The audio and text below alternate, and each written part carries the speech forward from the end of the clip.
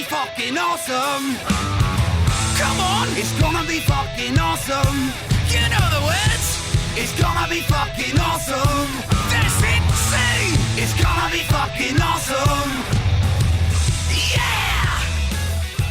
Hiya, my fellow Coolest Geeks.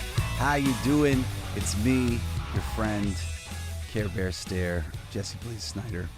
I am coming to you on the weekend, kind of continuing my conspiracy video from Wednesday, or podcast from Wednesday, because, dude, a major move in the culture war has taken place. More proof of the fucking conspiracy.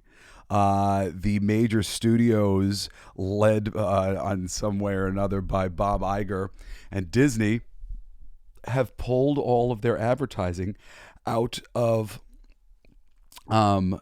X, or what was Twitter, over free speech. And Elon was asked about it, or kind of asked about it, and he literally said, fuck you to everybody for blackmailing him, and basically said, if the company collapses because of it, it'll be your fault, and you can talk to the people who appreciated that this free speech platform had returned.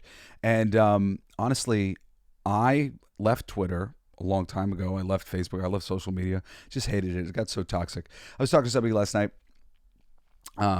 Just like for context, like he's become a good friend of mine, but he's the younger brother of a really good friend of mine who's gay.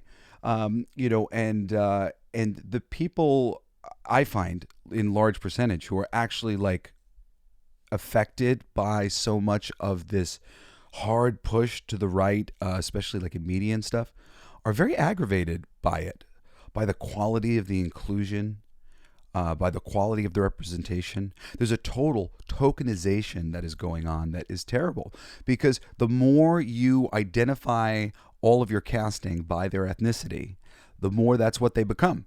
They're just their ethnicity. And this happened with black people. There was a time, in the 80s, or I guess early 90s, whatever, like when A Living Color like blew up and became so popular, all of a sudden the tokenization of the black guy, or at least this is where I remember it happening the most, it would just be like every commercial now, it used to be three white guys, and this wasn't the way it should be. I'm not saying that this was a better way or whatever, but now it would just be, and the one black friend. And this is where the joke of token on South Park, has come about, that token black guy, because it was very prevalent.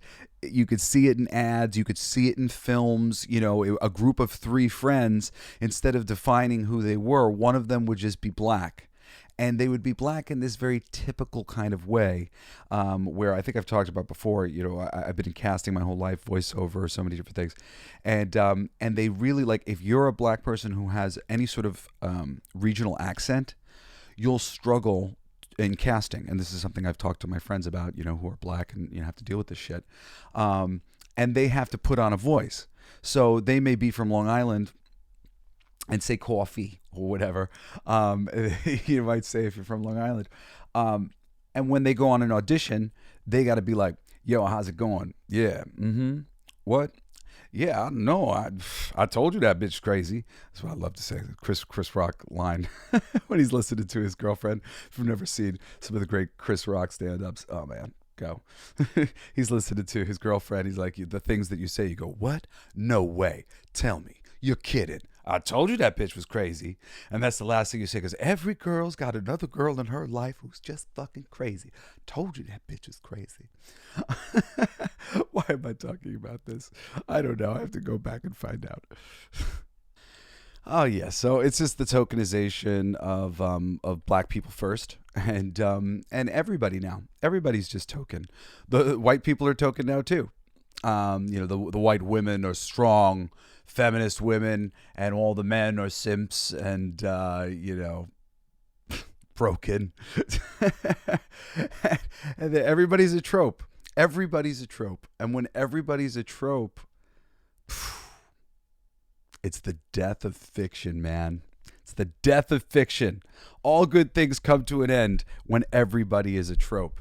And it's so just disgusting. I've said this before because it's like if these globalists and their agenda, if they hired good people who know what they're doing, like myself and plenty of other people who I could name, but you just have to get people who actually have good taste. You have to get people who are actually paying attention. Not everybody has good taste. Most people aren't paying attention. So to get somebody who's paying attention and has good taste, and usually having good taste means that you can do it yourself. That's the tricky thing. It really is. It's the tricky thing. And I do this show in part for these fuckheads to be presented with this information, because it's just sort of like, I'm just so tired of the art being affected by the stupid political nonsense. You guys fight your revolution, whatever it is you're going to do. I just want the art to improve. So, just put me in charge of this shit. Whatever needs to be done, I will make it all painless for all of us. If they're going to program our minds, let's at least enjoy it, right? This is what I'm saying. I mean, fuck it. Fuck it at this point. I just want to enjoy some good shit, okay? Let it all be women. Let it all be, let all the white guys be bad guys. I don't care. I'll fucking overcome all this shit. I'm a good guy. I don't care. Anyway, Elon fucking says fuck you. He literally called out Bob Iger in the audience at this conference, and allegedly Iger was in the audience, and he said fuck you Bob. And dude, I've wanted to say fuck you Bob on so many levels for what has been allowed to transpire with all of my favorite things for so long. It's really, you don't understand. Like, I loved Disney. Disney was one of my favorite things. The Muppets were one of my favorite things. Disney got Muppets. I thought, oh, good. Like a fool. The Marvel and other comics as well, of course. But Marvel was one of my favorite things. And Disney got Marvel, and I thought, oh, good.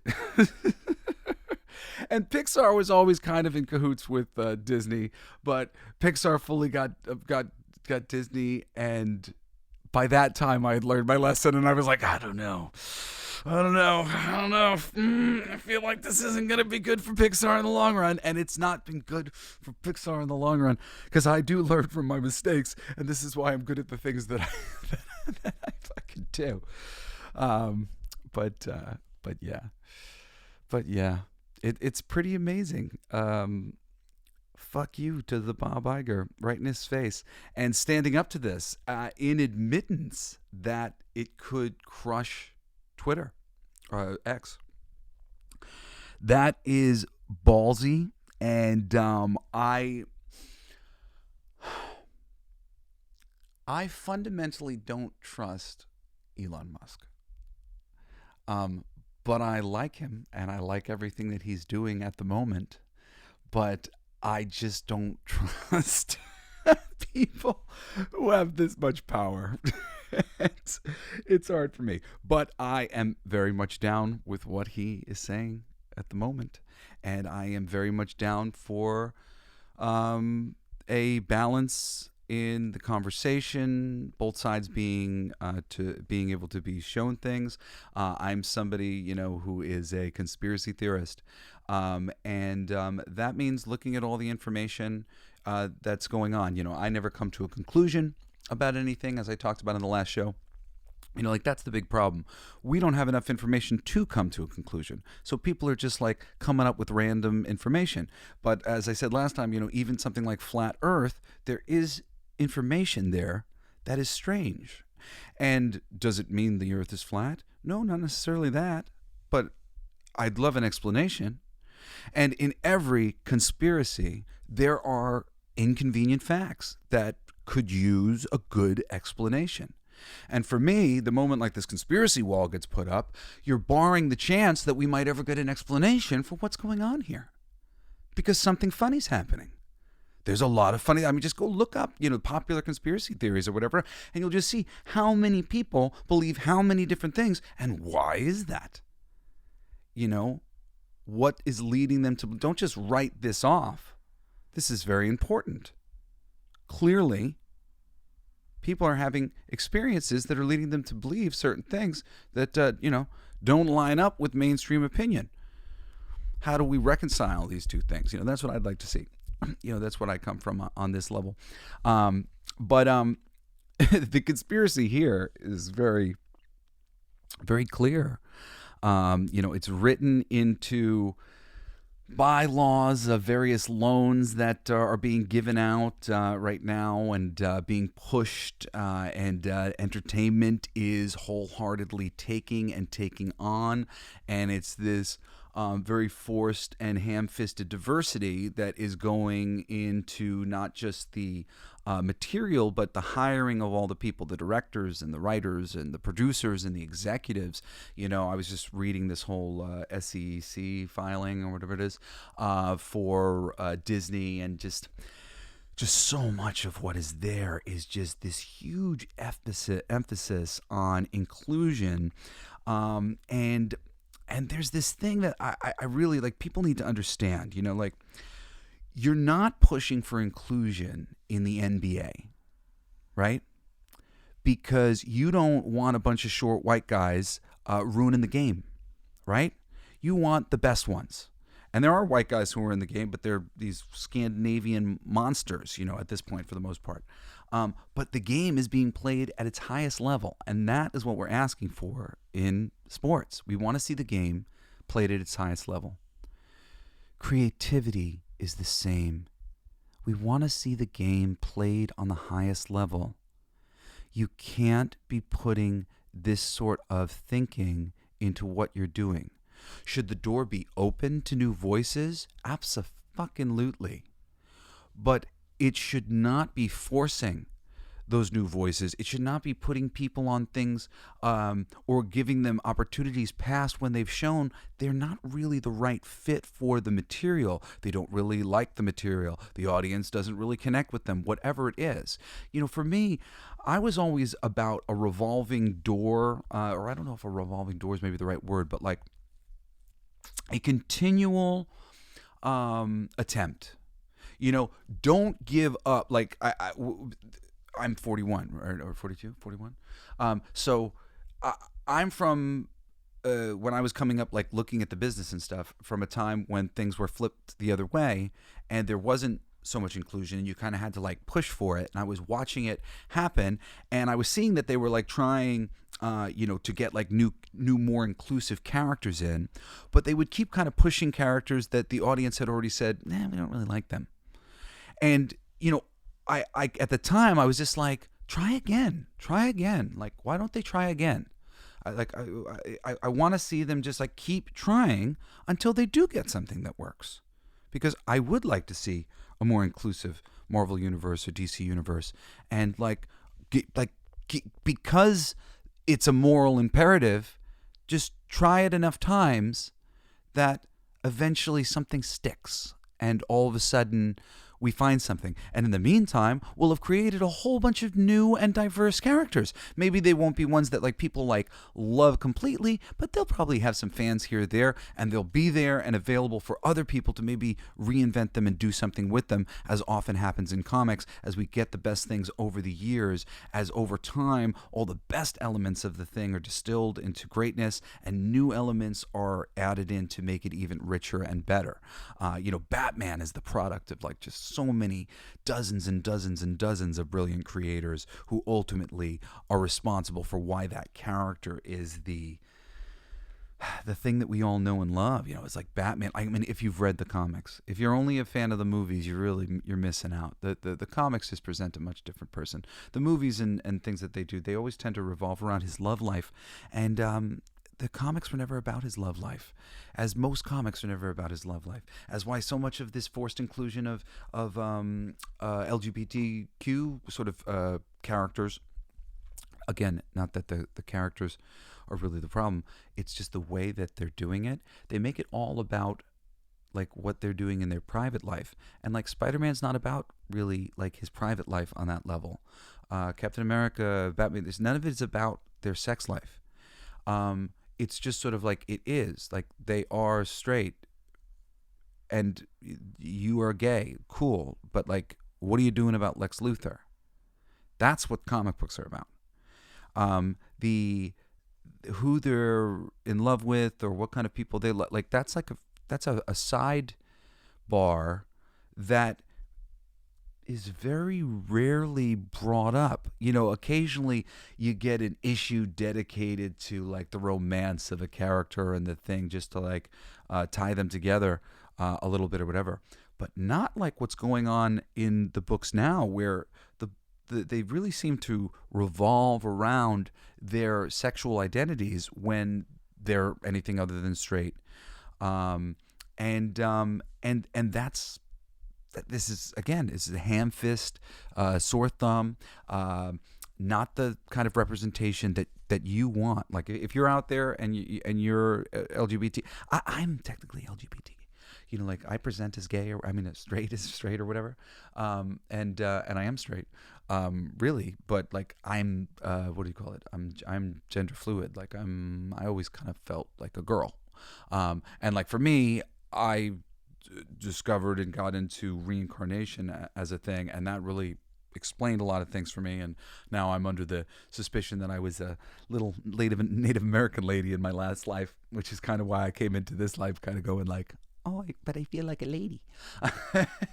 So I had like learned to be a dude or whatever, and I like women who are a little bit more not like physically masculine necessarily or whatever, but I like strong women, because I'm a little feminine, unlike some people are. But everybody's on like a different spectrum and stuff, and we don't want representation of ourselves of this variety, because it's like, one, it's rubbing it in other people's faces, which there's no need to do. We don't need them rubbing their shit in our faces. Like, you know, like nobody wants anything rubbed in their face. Two, it presents the community as ostensibly different than everybody else, and they're not. We're all the same, and what we're all looking for is like a shaking of equality into this thing of there's no difference between my great friend Michael and his husband, you know, or his younger brother and his fiance, you know, and my kind of gender fluid straightness. You know, it's all, and there's so many.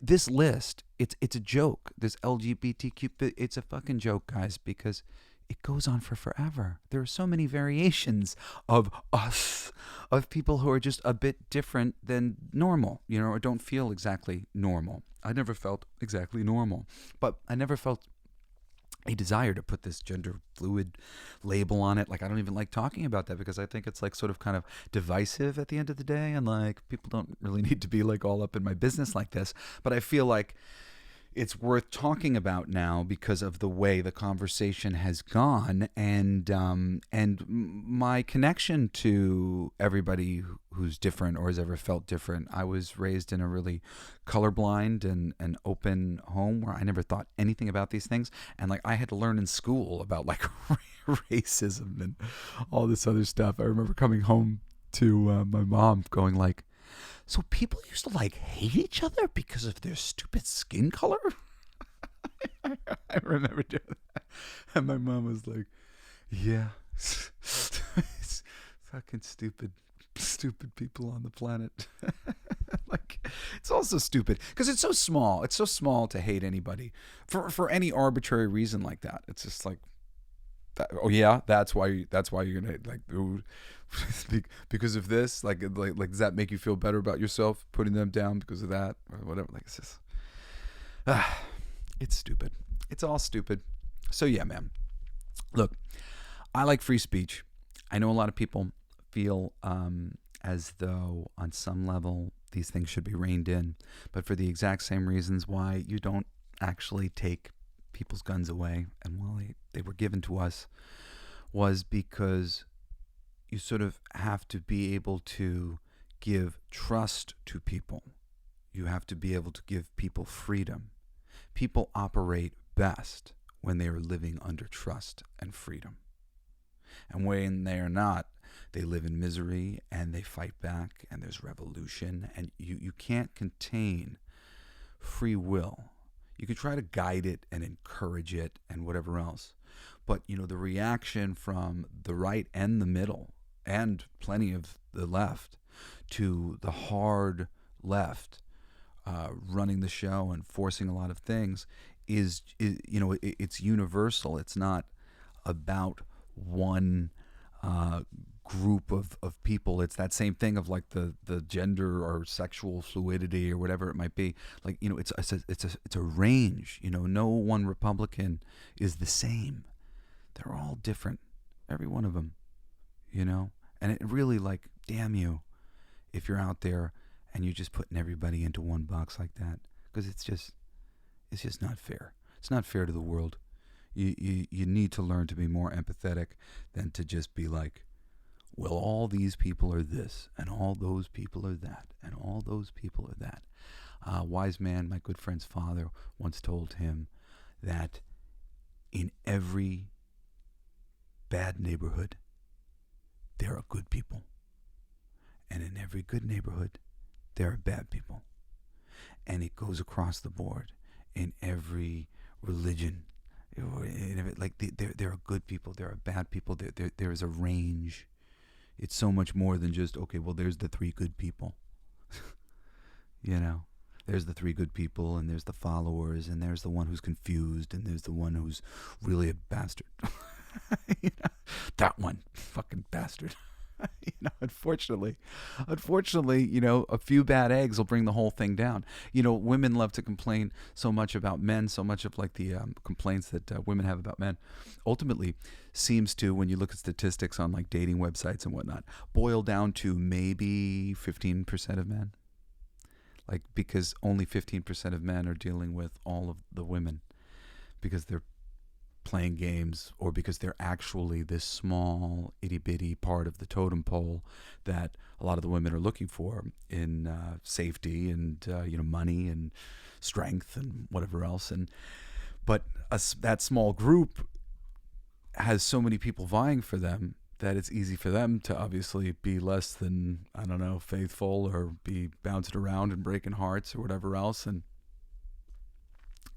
so what do you got? You got a little group of people making the rest of the group look not so good. Meanwhile, I know plenty of wonderful men, guys who would treat girls really good, but they don't play these games. And, it's, I think women need to become the hunters and find good men, find them, and know like practically what they're looking for, not like all this craziness that they tend to go for, unfortunately. And I mean, I'm just talking statistically.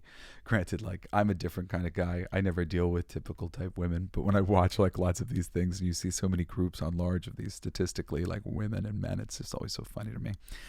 Because the answer, of course, is somewhere in the middle between what the guys think and what the girls think, somewhere in the middle. So, I want to continue talking about all the stuff that I talked about on Wednesday. And if you didn't hear Wednesday's show, like, I broke down the conspiracy and all this stuff, the political nuances and things that have gotten us here to this conspiracy. But the head of the snake here at this conspiracy is these corporations ganging up as a group to try to get Elon Musk to be more sensitive and censor and do whatever it is. I haven't found X to be a terrible place because of the free speech going on there. And free speech is so important. We just cannot trust anyone to govern these things. It's a slippery slope of governance. And we have no connection to the powers that be. We're so disconnected from the money that ultimately controls everybody, all the politicians and all the governments and all the world. And we cannot give away any sovereignty that we have. Every last bit of sovereignty that we have, we need to hold on to forever and a day, because we will never get it back. And I'm so glad that Elon is standing up to them. I'm so glad that it's become focused, even though it's Universal and Warner Brothers and all these companies, it's become focused on Bob Iger, and people are canceling their Disney Plus subscriptions and boycotting Disney, and it's a good way to make a statement, and they freaking deserve it right now. And I understand, and people are rallying to buy their blue check marks and whatever else on Twitter to support free speech, and I'm kind of contemplating that myself, even though I never wanted to have a stupid blue check mark. But under these circumstances, perhaps it is a good thing, right thing to do to help in the name of free speech. So if you believe in free speech, that might be a cool thing for you to do. Go and support Elon in what he is doing right now by standing up to these companies who are trying to crush free speech, and we don't want that to happen. Anyway, this audience in geek culture and the mainstream audience as well, who was coming along with all of us geeks, we've been inundated with these messages for so long, and it's just really the biggest problem about them isn't even so much the messages. It's the pattern. It's the fact that we can recognize the pattern and it becomes trite. People like movies to surprise them. When all of a sudden we see the same patterns, doesn't matter if it's in the casting or the characters or whatever it is, patterns. Oh man, you want an audience to tune out? Give them easily recognizable patterns. Seriously. That's like, Quentin Tarantino made his career on editing his movies into slightly unrecognizable patterns, and making it interesting to people. So many people, have made their careers on surprising you in new and interesting ways. What's that movie that I love? Memento. Christopher Nolan does great surprising stuff and whatever else. I mean, like really, and I mean the original narrative of the Lord of the Rings and all these wonderful and surprising and compelling and interesting and intriguing, paints a world, paints a picture. So now we've got all these like patterns, and everybody's recognizing it. And I want to say the conspiracy is in collapse, and it is in some ways. It's collapsing before our eyes for the mainstream. For like 90% of the people in the world, they are going, yeah, guys, I get the joke. Like, this is ridiculous. And there's maybe like a 10% who's clinging to the thing because their jobs are on the line because of it, and so many other sort of bits of odd reasons why people might cling to these things. So many people are monetizing their identity in this modern day. So, I mean, that's a part of why people are clinging to it. But it is collapsing. The interest in it and what people are talking about, and the culture is abandoning it. It's basically driving culture, I think, off of social media and driving culture away from all the things that had traditionally driven culture before.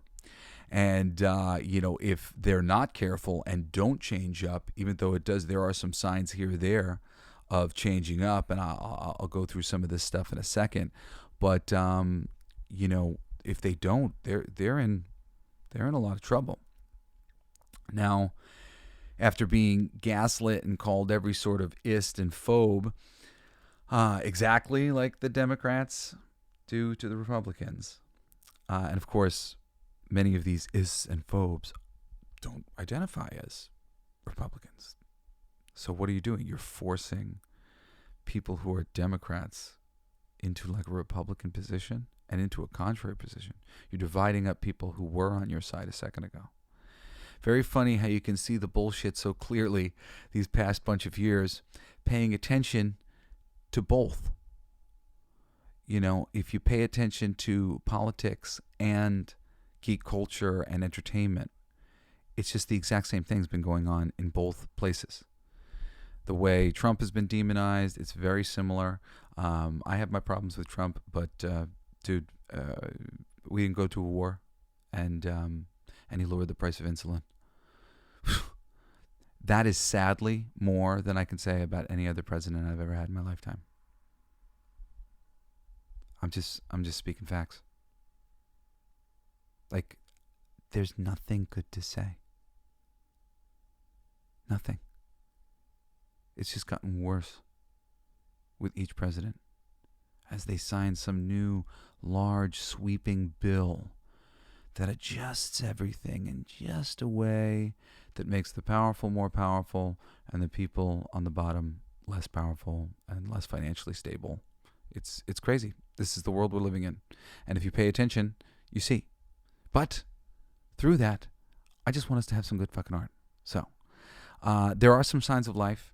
You got Daredevil getting held, and apparently they're still trying to salvage some of the stuff from things that I heard about this thing that were not good, and I'm very not hopeful. They brought in the showrunners for Netflix Punisher series when they should have brought in the showrunner for Netflix Daredevil series. They've been holding and cutting down Echo, and I'm kind of sure Ironheart and Agatha Harkness as well, which I guess is a good sign, but they're going to have to put those shows out eventually. And I mean, YouTube's going to make a lot of money lambasting these things. I don't plan to watch them at all. I mean, unless I hear that they're wonderful somehow. I'm not going to do it to myself. I'll give Daredevil a try, but I'm nervous. They're reshooting Captain America because apparently they were demonizing Donald Trump. And again, it's just so partisan. This is escapism. To rub salt on a wound for both sides of the audience. You're just pandering to emotion in such a flagrant and scummy way. Because you're also lambasting a living person. There's just so many things about it that are just like a living person who's like people care about in one way or another. You're just really pivoting the lens that your movie is viewed under, or anything is viewed under.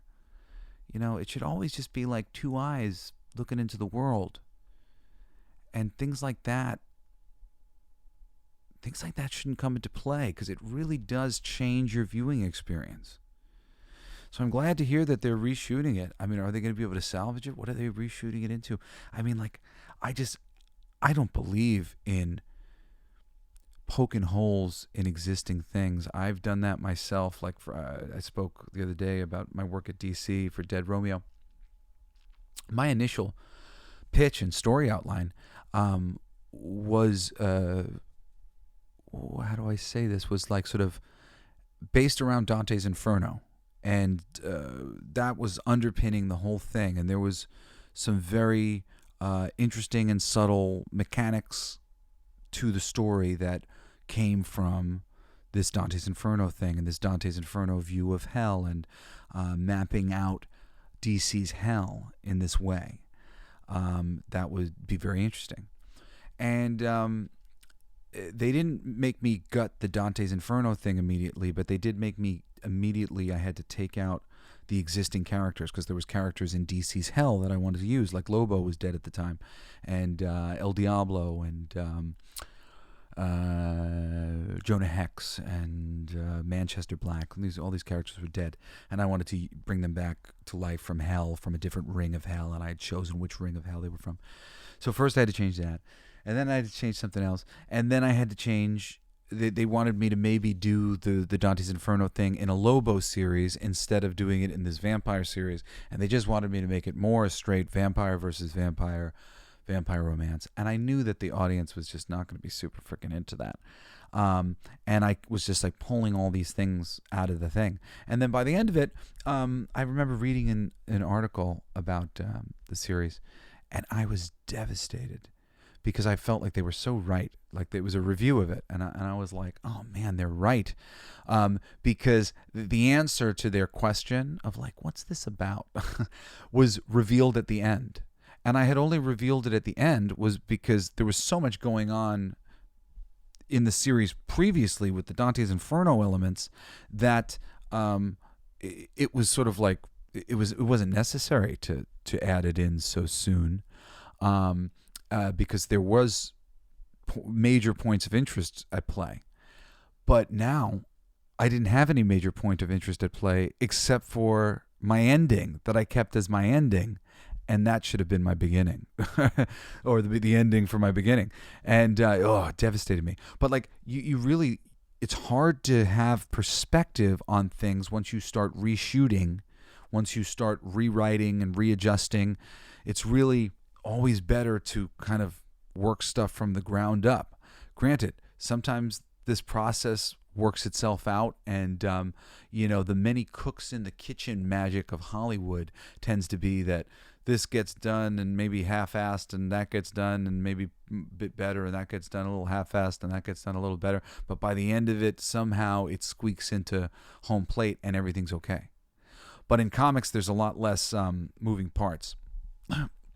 So you really have to have great creators across the board to make any magic happen.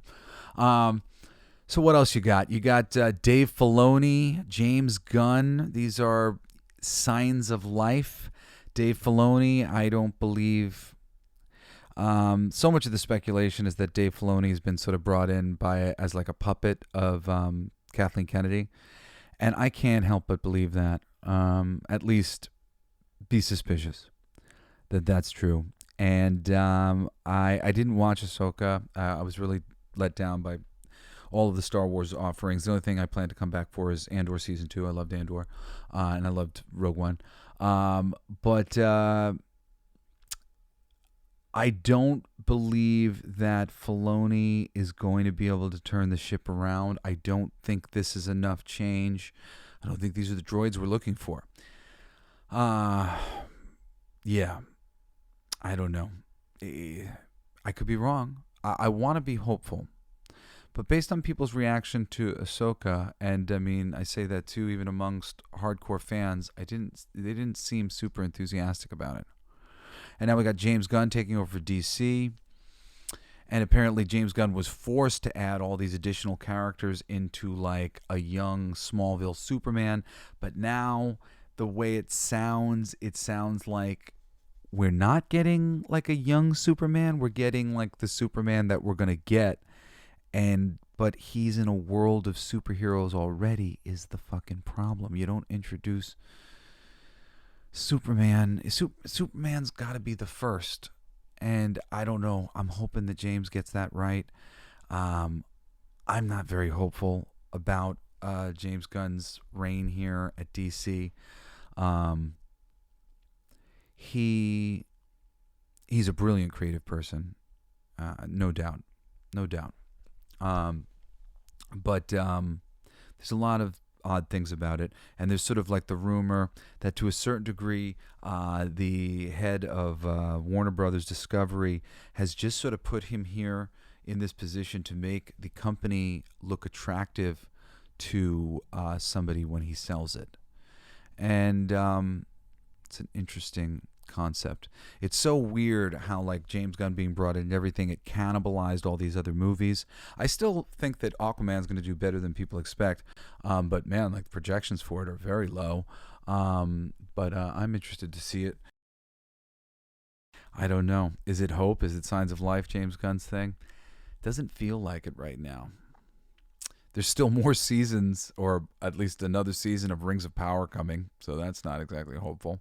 There's still more Kevin Smith He-Man coming, even though I think he was just the mouthpiece for that show. I don't know. Doctor Who fell from grace spectacularly, and they came back watching all the other geek culture dominoes fall just to thumb everyone in the eye again with the latest special. I talked about it last time. If you didn't hear, I mean, the Doctor gets corrected for misgendering somebody, or for the possibility of misgendering somebody. There's just like these blatant things that are like these fucking checkboxes that really piss people off. And again, to some degree, I don't mind a lot of these things when I experience them, but when it becomes a pattern that everybody is recognizing, it's it's the thing. And the David Tennant doctor's back, I think, with his girlfriend, who I'm not a Doctor Who guy. I was going to get into it, and then all the controversy happened, and I never got into it. For a long time, I wanted to get into it, but I just didn't know where to start. I didn't know if the old shit was going to hold up. A whole bunch of things. I'm a big Star Trek guy, so I love good science fiction. But anyway, so apparently she had some sort of crazy power that had like killed her previously or whatever, so now she comes back with the power, and like it won't kill her this time, and now she's more powerful than like any doctor's ever been, kind of thing. And then it passes over to her trans daughter, who had transitioned when she was young, and was capable of being better than any of them could ever be because of the fact that she had the perfect mix of both masculine and feminine energy. And as I said last time on my show, that's a bit misleading. Everybody is capable of having the perfect mix of masculine and feminine energy. I think that's actually kind of the goal on planet Earth, is to learn to be both strong and soft at the same time.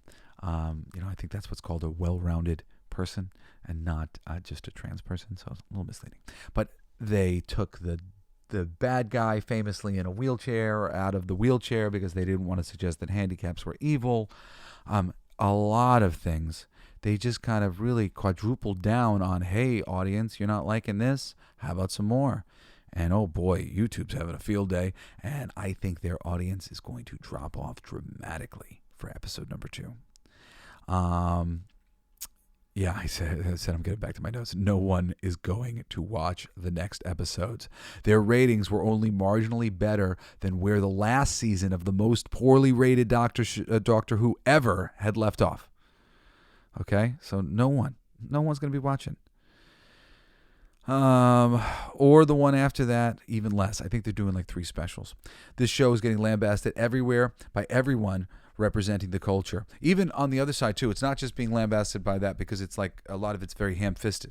So even the people who don't appreciate tokenism, and it's mostly tokenism, man. I mean, like the people who don't appreciate tokenism, the fact that they appreciate any of the inclusion that they see is them like grasping at straws and eating scraps, because it's generally just awful. I mean, like, I feel for you ladies, and I feel for anybody who feels underrepresented, like man, like my kingdom for some of these characters to be more fleshed out. And it sucks because I have characters that I adore from books that are fleshed out well and are fucking great, and like it can be done. It's just like it's not being done, and they're not getting the right people. It's like you don't have to be a gay person to write a great gay character, and or anything, across the board. You just get somebody who's capable of writing great characters. And then if you must, encourage them in whatever direction you wish. So anyway, I said, when it comes to the Doctor Who thing in particular, and even this, this boycott, this real, of Twitter, it's like, why do this unless this is a conspired action? All of these companies have gotten together to boycott X in a show, like it's just like. It's funny. It's funny to me, man. Seems like entertainment as a tool of the man, motherfucker. I happen to think that we've reached a turning point in the war, and many are readjusting their positions, as maybe Kevin Feige may be, and many are being able to now force their positions, like Mr. Peltz, Nelson Peltz, who is currently forcing his way onto the Disney board to make some changes. And I haven't gotten all signs of that he's been fully successful on this. But there's been major pushes at Disney because they're running their stock into the ground. And people who care about this company, believe this company should be and could be thriving like I do, they're trying to do something about it. So will that work? Will something happen? I don't think, because I do think this is a conspiracy, and you see this thing going on with Twitter even right now. This is what Bob Iger's doing in the face of being overthrown and whatever else. He's in the midst of this trying to screw Elon Musk and X, and in the name of free speech. Like playing politics, all the entertainment companies playing politics. This is, they're not going to go quietly into the night. And I don't think everything's going to just flip over immediately. You know, and I said, you know, but so much of this is planned to go on, and honestly, I don't think there's much conspiracy about it. You know, the unscrupulous members of mainstream culture saw geek culture as the perfect platform to which to wage the culture war. So they took it over, wore geek culture like an Edgar suit, and puppeteered all our geek culture heroes into new paradigms that reflect the overcorrection to diversity in everything that they wish to see. And I believe a lot of this has been done innocently. You know, people just who want to have a voice, and that's cool. But traditionally, they would have gone through the same system as me, and you improve yourself, and you gotta like get your you gotta do good work, and like I mean like even me, I've done good work, and you know it's just not been able to sort of like continue the path on the bit, but you have to keep hustling and keep getting the thing. There are so many people being ushered into these positions unearned, and then just sort of being given as much time to grow as possible. And a number of them over time have been shown to not even be capable of growth whilst doing the thing. You know, that was never allowed yesterday. People to learn how to be good creative people on the job. You know, you need good writers working on this stuff. You can't just have, you know, be casting the people who you want to look a certain way or identify a certain way, and then be like, oh great, you're exactly what I'm looking for. Here we go. Because the pool of gay people and LGBT thing and me, like I don't identify, like I don't make that about like my fucking job description. I don't make being white about my fucking job description. This is like so lame that I'm being judged on that. You know, like that's not the deal. That's not what it's about. It's not what I'm about. You know, it's doing good work. And when it becomes about that, though, all of a sudden you're pulling from the pool of people you can find who identify in that way instead of getting the best people. And you know, there's a best person who happens to be black named Christopher Priest, who I've been reading his comics for years. He's a great fucking writer. And a while back they tried to like reach out to him to write Cyborg or something like that, and he was just like, I'd love to come back and work for DC, but I'm not writing your tentpole black character as the token black writer. And oh man, I love you, Chris. That's so cool. You're so cool. I can't wait one day to just shake your hand and be like, dude, you're the man. Thanks for fucking doing this shit the right way and like standing up for the art form, because he's awesome and he shouldn't have to be fucking dealing with it on that level at all. And it's fucking insulting in the first place that he got that phone call, because the times that were changing, and now all of a sudden they were like, we need good black writers, and they called up Christopher Priest because somebody said there's a great black writer who's not getting enough work. His name's Christopher Priest. Like I could have fucking told you that. Could have told you that 20 years ago. Like it's like these people just aren't good at talent scouting to begin with. That's part of the biggest part of the problem, is they're not good at finding talent to begin with. You know, the ball with me has been dropped so many times, and a lot of it is because the people that you end up interacting with, working with, your editors or whatever, they're not like really in control. And there's so many layers above them and stuff, and so often just like power gets taken away from people. This happens to my brother in the film industry all the time. He'll do a whole bunch of free work for somebody, they'll be developing something or whatever, but he's not really, this film developer isn't the be-all end-all. He's got an executive above him, and executives above you love to snatch power away from you. I just see it happen all the fucking time. And then you end up just being the unfortunate consequence, and then they all feel bad and like, oh, I'm so sorry, Jesse, so sorry, Cody. Like, you know, and I get it, and like they don't have any power. Like they couldn't do the thing. You can't even be mad at them. You're just like, oh my god, this fucking system. This is so aggravating. I put so much good work into this. I was really gonna do a good job. What you gonna do? It is what it is. I mean, but that's what needs to change. And this not nepotism system. Well, I mean, it's a nepotism system at the tippy top. But this like trying to get more diversity into the equation, it actually ends up just perpetuating all the bad hiring practices that they had yesterday, and getting us further away from getting NBA All-Star basketball teams playing for Marvel, because we need the best of the best, whatever they look like, whoever they are. and absolutely help minority creators, help disenfranchised, like absolutely.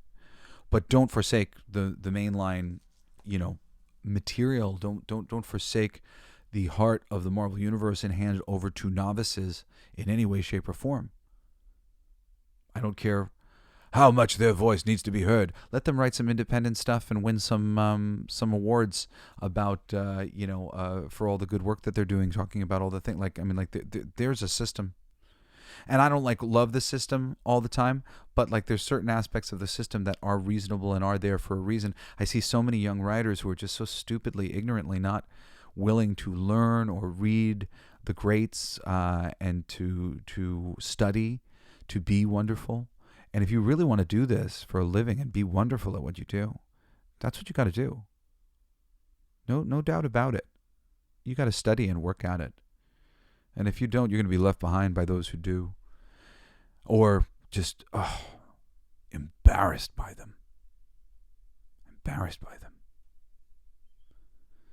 And sometimes you need that. You need to be embarrassed. I remember going to Nashville. I went to this party at John Rich's house. He's got this 3 freaking story house that he built. The stories extra tall so that he could have a view of Nashville.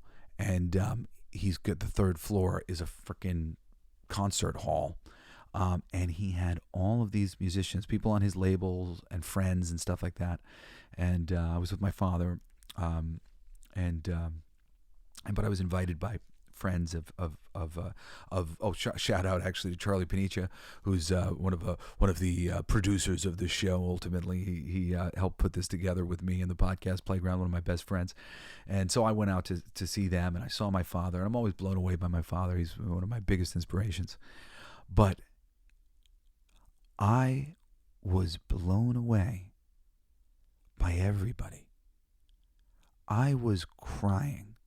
I was so humbled because everybody was doing a thing at such a high level. I couldn't believe it.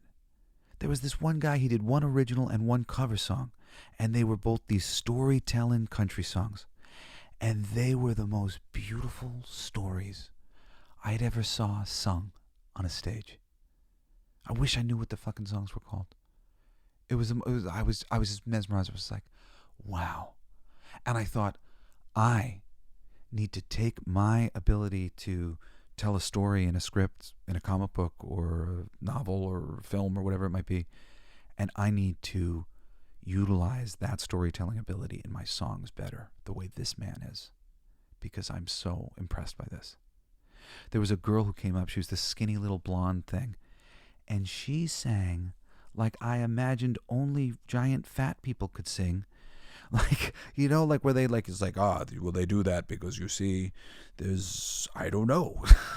I've only ever seen people who were large be able to do what she did. And beyond that, I hate runs. I hate when people are like, I fucking hate that shit. She did runs beautifully, just melodically. Better than I'd ever heard anybody do runs. And I thought, I hate runs because they're so hard to do well. But she's doing it. And I should learn. If she can do it well, I can figure out how to do it good.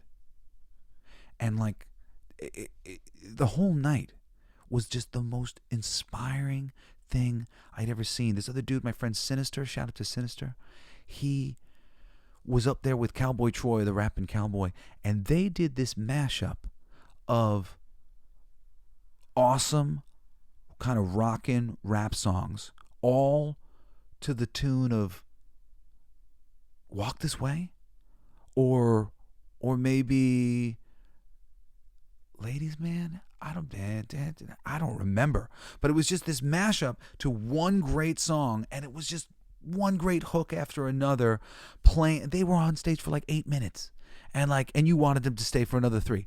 Keep it going, do more. It was amazing. And I sat there going, man, you can do so much with not just a cover song, but a cover song mixed and arranged with some other cover songs. You could create a whole atmosphere of love of music. It was great. And there was more inspiration that night. Just inspiration after inspiration after inspiration. And I was so fucking humbled, man. I was crying because I was like, I'm not good enough. I need to be better. I'm going to be better. I'm going to step up to this challenge. And now thinking about it, I love it. It's choking me up because nothing is more motivating than when you go, majesty. Like, oh, I want to do this. And those moments in your life are great gifts. Humbling yourself, looking up to something, and aspiring to reach for something. That's what we all need to do. That's what will make the art truly great. That's what will make everything you do truly great. Just reaching as high as you can.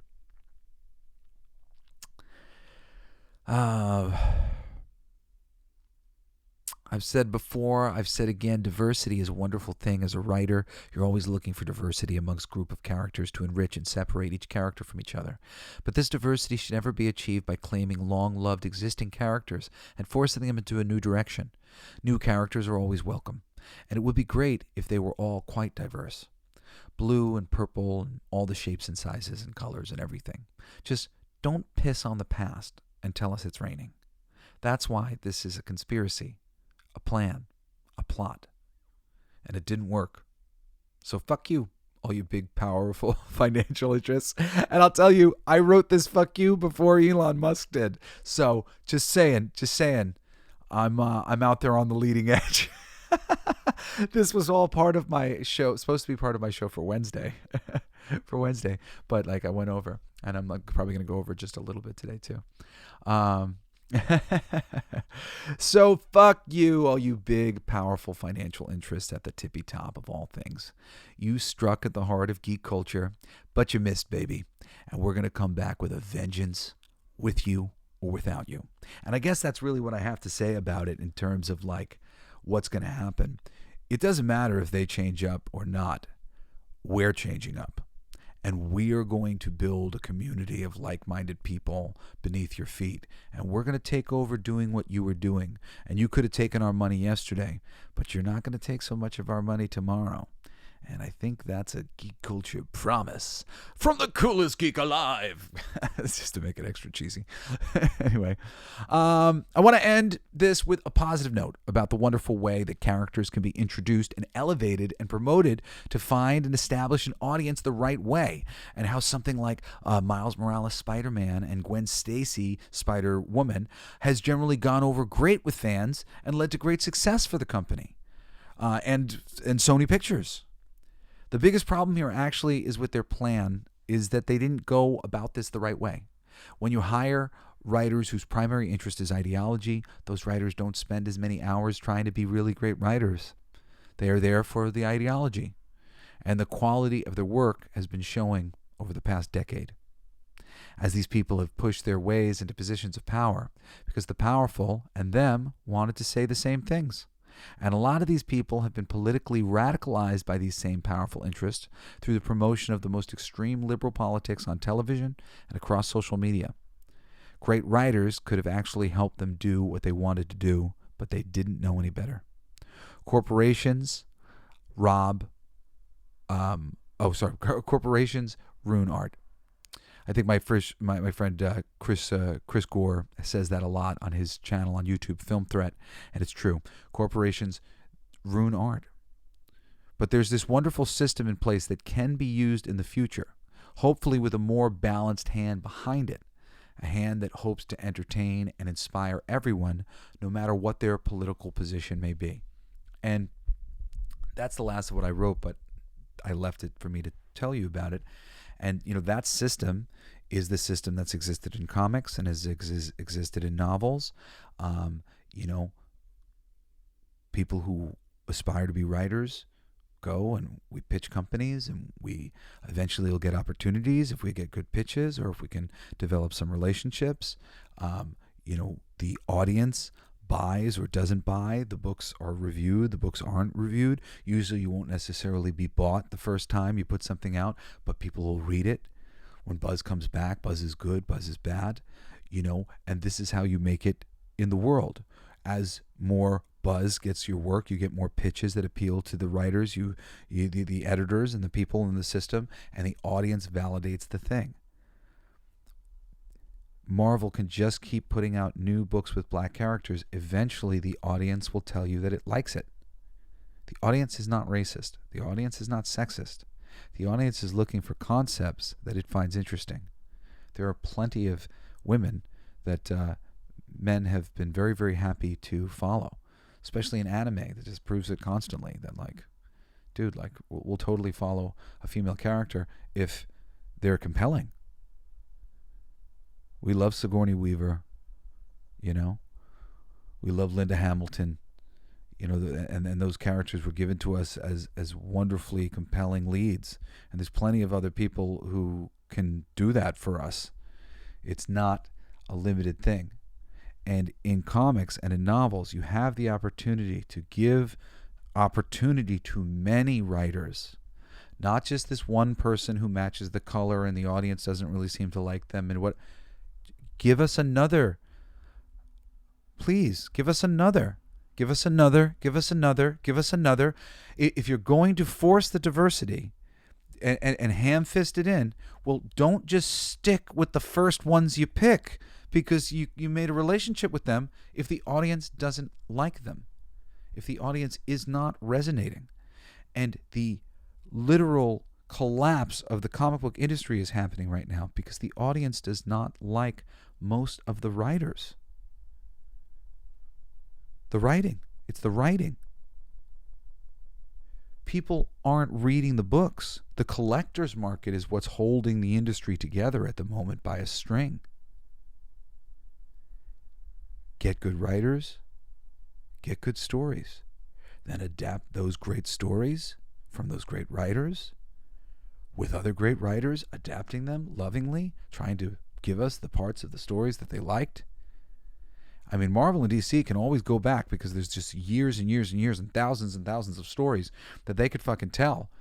And just a credible person could do a great job with any number of them if they didn't let their ego get in the way. But this system of trying things out, and like the good things rising to the top, the one thing it does require a little bit, though, is community.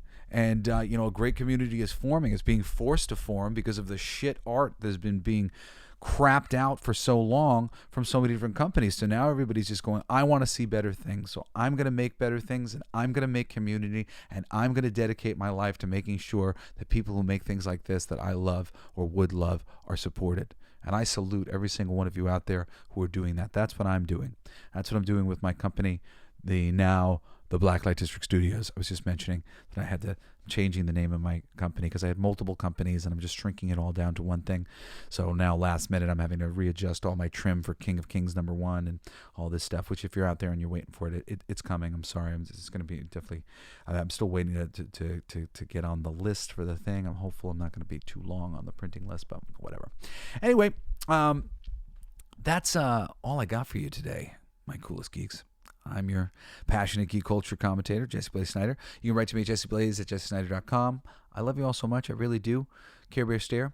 I look forward to hearing from you. Please, it was great hearing from a couple different people on what is it? X. I keep getting confused now because I want to say X, and I feel like if I say X, everybody's like, what the fuck's X? Yeah, Twitter, X. But I heard from a few different people this weekend, and just always lovely to hear from you guys, and I really just appreciate it because sometimes it feels like you're just talking to yourself, even though I get a steady stream of stuff, but just the more in-depth or commenting on specific things and whatever else, it's like, okay, you are actually listening. and also, if you guys can go and rate, share, subscribe, do a little bit of that this week. We're going on, I think, like 7 months now doing the show, and we're not going anywhere, and we're expanding with our new music show, All Your Favorite Bands Suck, which the first episode is available right now, and I think the intro, we're just kind of working out a couple kinks. I think next week will maybe be the next episode, and we'll be like on track from then on, but you can check that out as well. If you're a music fan. And anyway, thank you for listening to my show. I hope you'll join me again next Saturday and this coming Wednesday for another fucking awesome episode of the Coolest Geek Alive. Love you. Bye. You've been listening to Coolest Geek Alive with me, your host, Jesse Blaze Snider. Don't forget to rate, comment, and subscribe for more excellent geek culture content. Thanks for listening. It's my favorite part.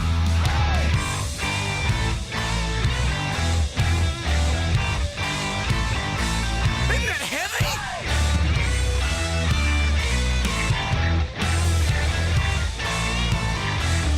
I'll play that. It's gonna be fucking awesome. Coolest alive. It's gonna be fucking awesome. Stay with your tribe. It's gonna be fucking awesome. Revenge of the Geeks. It's gonna be fucking awesome. Week after weeks. It's gonna be fucking awesome. Laughing with you. It's gonna be fucking awesome. And crying sometimes too. It's gonna be fucking awesome. Spelling it out. It's gonna be fucking awesome. Making you shout.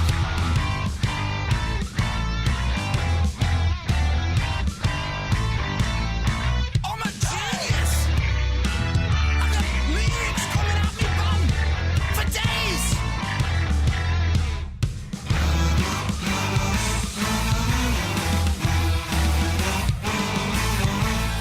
You like that? It's a kazoo solo.